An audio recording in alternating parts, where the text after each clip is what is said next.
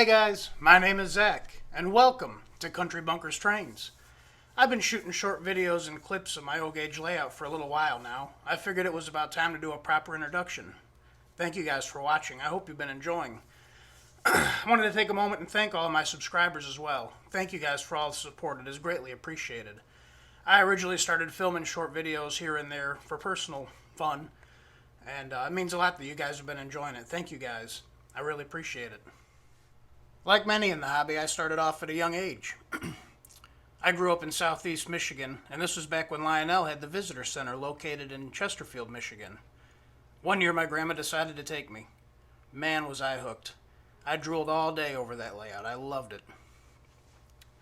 Later on that year, my parents got me a Lionel starter set, and Grandma got me a Union Pacific Alco PA engine, which I still have running on the layout. Like most in the hobby, when my teenage years hit, the train started to take a back seat. Cars, girls, work started to take priority, and I didn't have much time for the trains. About 10 years ago, I ended up moving down here to Florida and met my fiance. Shortly after moving, I made sure to run back and get the trains, even though I still couldn't play with them. We didn't have any room.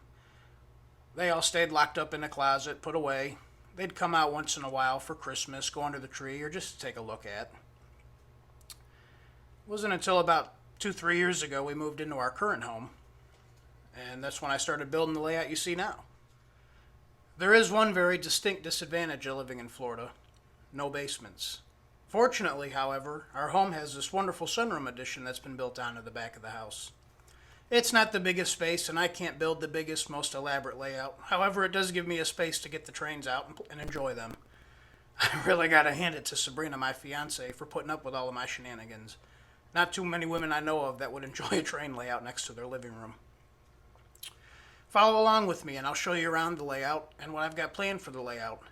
I hope you guys enjoy this. Thank you. Alrighty guys, well here's the layout and how she currently sits.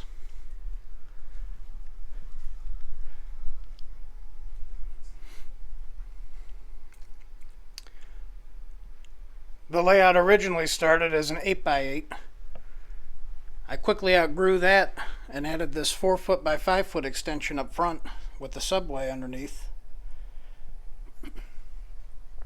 And soon after added a 1.5-foot by 4-foot extension in the back.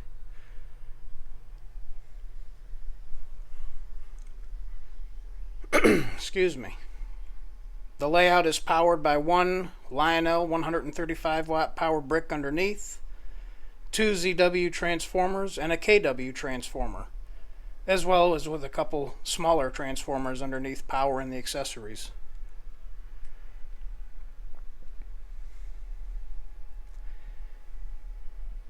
It has a mix of 042, 054, 031, and even a loop of 027 track.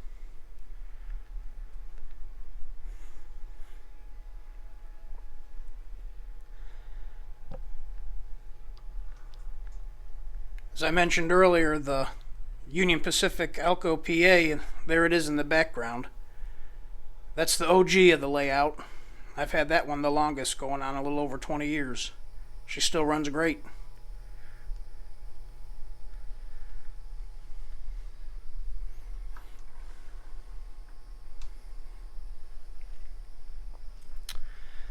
About a year and a half ago, I got my first post-war locomotive, a Santa Fe 2343 that you see here. And of course, like everything, the bug bit for that as well. I had to get my hands on everything post-war that I can. It's a sickness, I tell you.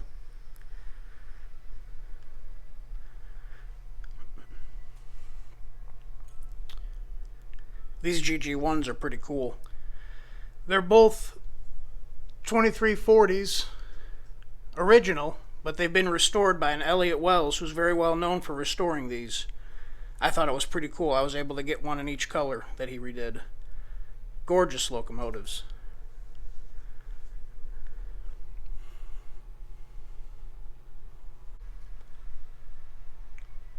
As you can tell, I'm quite the fan of post-war F3s. Can't have enough of them. Could you imagine being a kid on Christmas and opening up one of these? Holy crap. Of all of them, I'm pretty proud of this 2367. This one was a complete basket case when I got it. I treated her to a full restoration and she came out looking great. She's a great runner as well. The 2354 New York Central has been upgraded with an ERR AC Cruise Commander, so she's command control now. Pretty cool. I did that for a reason, which I'll get to here in a little bit.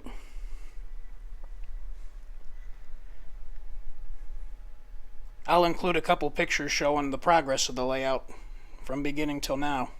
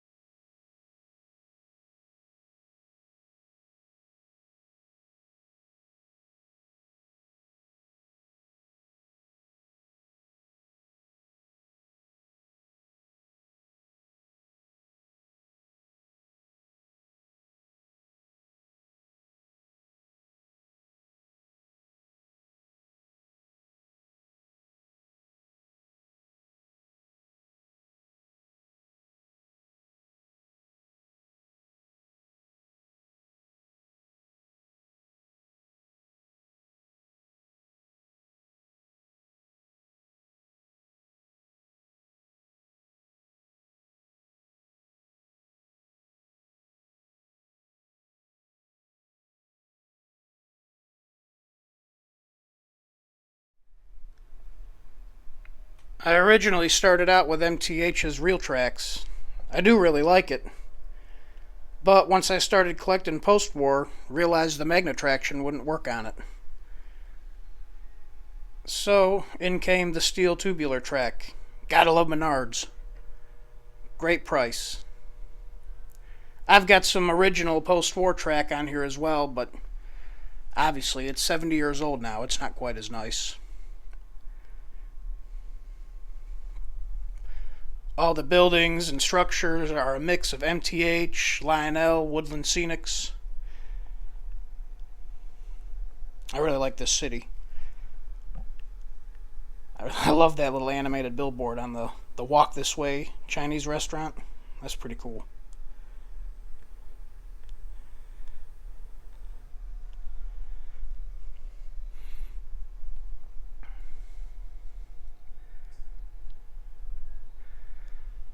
After about 2 years, as you can tell, I was starting to outgrow this layout. And as with everything else, we needed more. So I started construction on this one. This one is still in its infancy and nothing is exactly where it's going to be. Everything's kind of temporary. The track is going to stay where it's at. Obviously, I went with Menard's track over here as well for the whole layout, but I've also installed a bunch of original 022 switches that I've restored. All of them work flawlessly.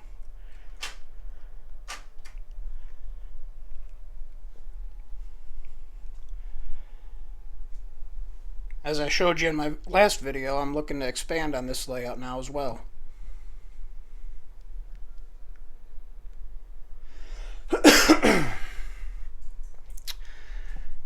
I don't really have a scenery plan yet, and again, none of these loops are permanent. This was just some old track I had on a lot that I just got. You know what's pretty cool? This Type V transformer came in that lot. It's original. Still has its original cord and it works.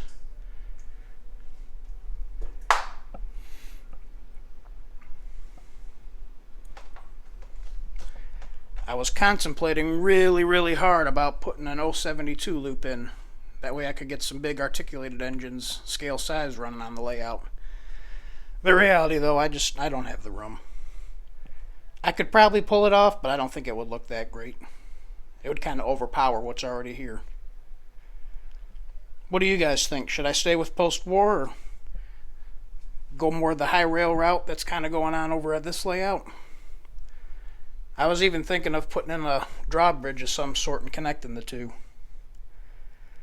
I don't know if I'm going to do that anymore. I kind of like them separate. This layout was the reason why the New York Central got the ERR upgrade. This layout was kind of an afterthought, obviously. This is all controlled off of that 135 watt power brick running through the number 1 port on the TIU.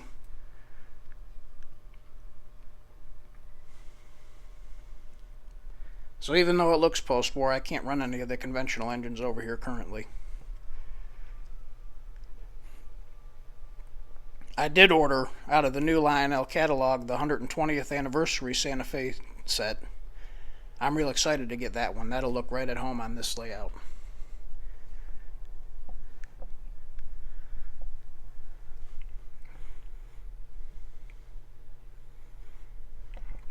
I'm figuring we'll have, this is 042, we'll probably do another 042 loop going around the top with a bridge in this area. And then we'll come off of a switch and have a loop running around over here. Like I said though, I don't know what I want to do. I don't really pre-plan anything. I do everything in the heat of the moment. That's when I have the most fun. As I mentioned previously, the layout is powered by a 135 watt brick underneath, these two ZWs, and a KW transformer. The layout is equipped with both DCS and TMCC. I haven't got a legacy system yet. I want to, but I don't know if I want to at the same time. I've really been liking this DCS system. I picked this up in this last year. These are getting hard to find. Currently I have it set up so I can run both at the same time, both conventional and command. The brick is power in this outer loop here, as well as all the track over here, minus the 2 loops, the temporary loops up top over there. And then this ZW, everything's running through the TIU. This ZW powers the second inner loop, as well as the upper loop up here. And then this ZW is running through the TIU as well, and is powering the 027 line. This line and the inner 031 loop is run off of the KW, and then this elevated line is run off of this side of this ZW. I go back and forth. Some days I want to run nothing but the post-war, other days I want to run nothing but the modern command control engines. I had everything running the other day for the last video I shoot. It does get loud in here, my goodness. As loud as it gets though, it's still tranquil. It's very relaxing. I tried installing, or I did install some carpet insulation under the grass to try and help knock it down on my last layout revamp, but it helped a little. It didn't do a whole lot. But it is quite the sound when you have a bunch of post-war engines running around in here.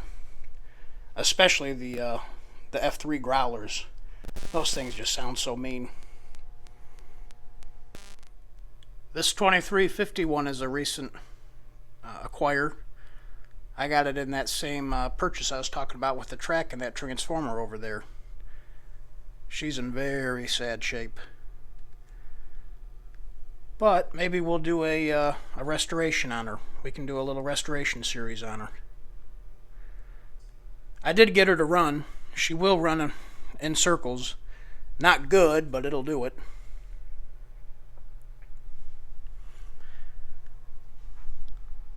One thing I really can't get enough of is storage. Holy crap. You don't think about it when you're buying it, but once it starts accumulating, where do you put it?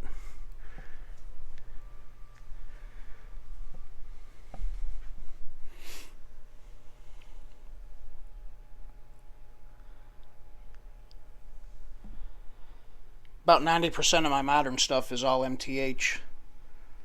There's no beating MTH, modern-wise at least. I love them both.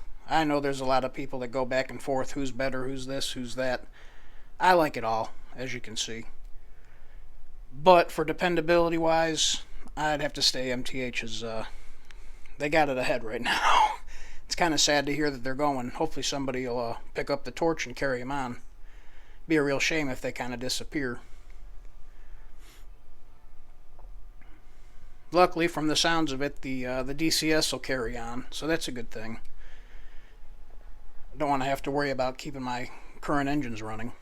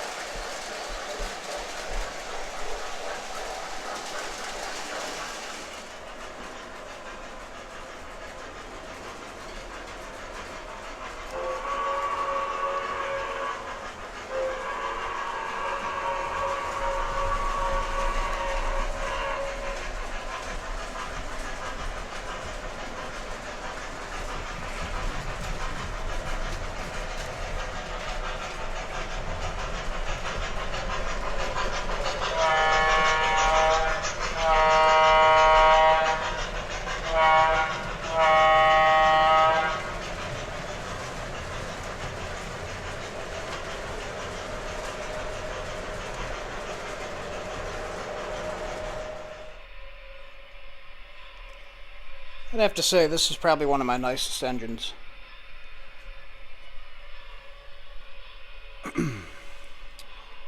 She's an original Proto Sound 1 MTH engine, Premier, from 1996, I believe it is.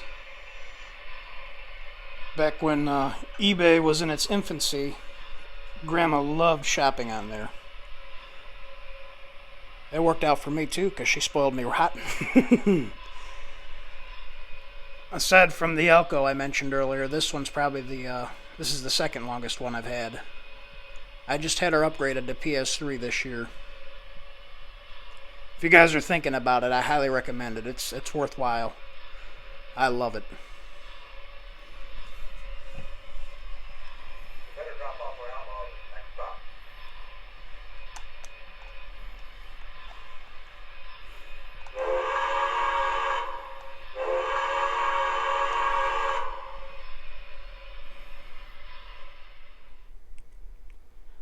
This is my newest acquired post-war F3, a Lionel 2379. Gorgeous engine. Great runner too. Man, I tell you. I feel kind of bad for it. It was a local buy. It seems like whoever bought it maybe ran it once, twice, maybe 3 times. Maybe under the Christmas tree. I really don't know. But they stored it. They put it in a box. Not its original box, but it was in a box nonetheless. The box kind of wreaked havoc on the paint job. You can see where it's kind of wearing out and missing in places. But under the shell, it's brand new. Original wiring, looks like original brushes, everything. She runs beautifully. All I needed to do was take her apart, clean out the old grease, and re-lube her up, and she's good to go. Even the horn works great, which is, as you might know, is a rarity. But again, I don't get too hung up on one era over the other, modern, older. I love them all. What do you guys like? Let me know in the comments. I don't have any pre-war at the moment. I'd love to get a standard gauge set. Just for display, something to put under the Christmas tree. I think that'd be pretty sweet. Them standard gauge sets, man, are they huge.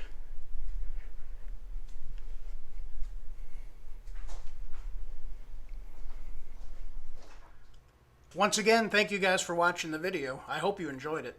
If you did, please be sure to like, comment, and subscribe.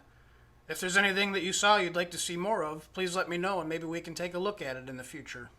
I've also been thinking we could possibly do a couple live shows in the future, as well as maybe taking a look at one of the last remaining hobby shops located in Daytona.